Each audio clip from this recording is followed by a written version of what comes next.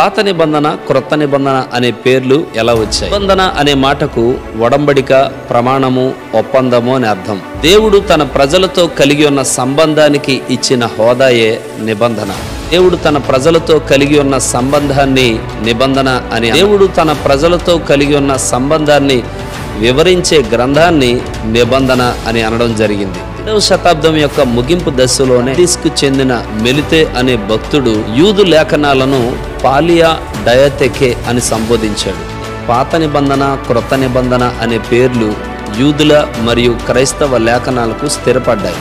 3వ శతాబ్దం యొక్క ప్రారంభంలో ఆరిగన్ అనే భక్తుడు పాత నిబంధన మరియు క్రొత్త నిబంధన ఈ రెండు దైవిక లేఖనాలు అని సంబోధించటం కూడా జరిగింది. 5వ శతాబ్దంలో భక్తుడైన జెరోమ్ డయాథెకే అనబడిన ఈ మాటను లాటిన్ భాషలోకి బైబిల్ని అనువదించినప్పుడు టెస్టమెంటం అని ప్రయోగించాడు.